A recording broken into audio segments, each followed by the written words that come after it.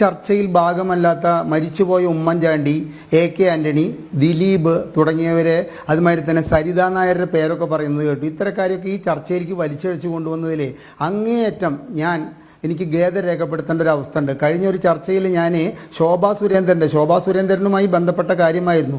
ശോഭാ സുരേന്ദ്രൻ്റെ പേര് പറഞ്ഞപ്പോൾ അങ്ങേയറ്റം രോഷാകുലനായ വ്യക്തി ആവശ്യമില്ലാത്ത ഇവരുടെ പേരുകൾ പറയാൻ പാടില്ലായിരുന്നു എന്നുള്ളൊരു അഭിപ്രായം എനിക്കുണ്ട്. പക്ഷെ അത് എൻ്റെ മാന്യത എന്നെ പഠിപ്പിക്കുന്നത് അദ്ദേഹത്തിൻ്റെ അവകാശമാണ്.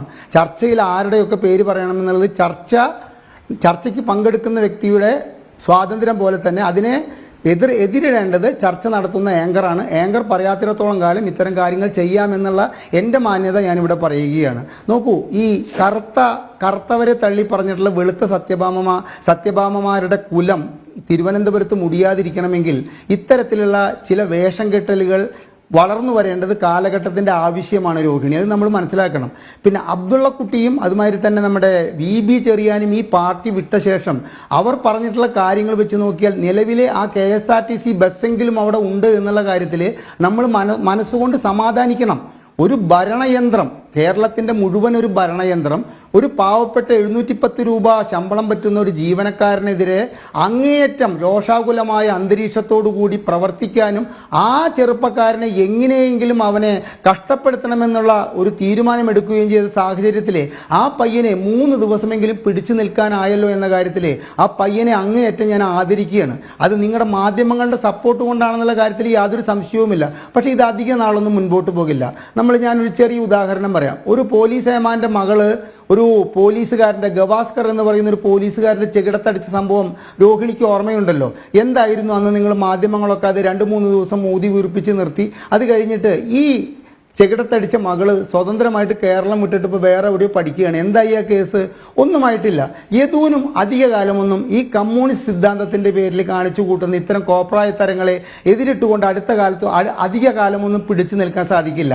അർഹതയില്ലാത്ത സ്ഥാനമാനങ്ങൾ, അർഹതയില്ലാത്ത പ്രായത്തിലെ ഒരു പെൺകുട്ടിയിലേക്ക് എത്തിയാൽ ഉണ്ടാവുന്ന ഭവിഷ്യത്താണ് നമ്മൾ ഇപ്പോൾ ഈ പ്രമുഖ വനിത ആര്യ രാജേന്ദ്രൻ്റെ ഇത്തരം പ്രവർത്തികളിലൂടെ മനസ്സിലാക്കേണ്ടത്. നിത്യേന സ്വന്തം കണ്ണാടിയിൽ നോക്കിക്കൊണ്ട് ഈ സ്ത്രീ കരുതുകയാണ് എന്തെന്ന്, എനിക്ക് സമൂഹം തരണ്ട, മാന്യത തരുന്നില്ല എന്നുള്ളൊരു തോന്നൽ ഇവരിൽ വന്നിട്ടുള്ള ഒരു ഹാലൂസിനേഷൻ സിറ്റുവേഷൻ ഇവരെ അടക്കി വാഴുന്നുണ്ട് എന്ന് വേണം ഈ 710 രൂപ ശമ്പളം വാങ്ങുന്ന ഒരു പാവപ്പെട്ടവൻ്റെ നെഞ്ഞത്ത് കയറാനുണ്ടായ ആ വികാരത്തിൽ നിന്നും നമ്മൾ മനസ്സിലാക്കേണ്ടത്. ആ സ്ത്രീ അവിടെ കാണിക്കുന്നത് കണ്ടില്ലേ, ആരോ മൊബൈലിലെടുക്കുന്നത് തരൂ, എന്നിട്ട് കൈകൊണ്ട് ഇങ്ങനെ ആവശ്യപ്പെടുകയാണ് അവരെന്തായിരുന്നു ആ റോട്ടിൽ അവർ കാണിച്ചു കൂട്ടിയത്?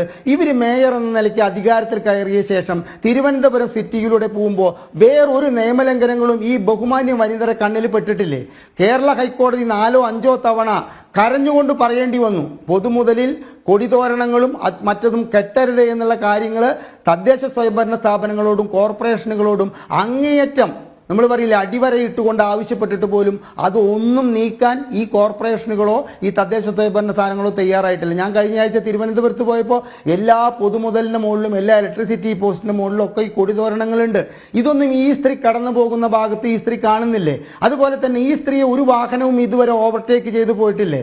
ഞാൻ ഒരു കാര്യം തറപ്പിച്ച് പറയുന്നു, 14 സെക്കൻഡ് ഒരു സ്ത്രീയെ തുറിച്ചു നോക്കിയാൽ കേസെടുക്കാൻ നിയമമുള്ള ഒരു രാജ്യത്ത്, ഒരു സംസ്ഥാനത്ത് ഇവർക്ക് അവിടെ ആവശ്യപ്പെട്ടാൽ, നേരത്തെ പ്രിന്റു പറഞ്ഞു, RTO അതുമാതിരി തന്നെ KSRTC commissioner, city police commissioner അവിടെ പാഞ്ഞെത്താൻ കേവലം 2-3 മിനിറ്റല്ലേ വേണ്ടൂ.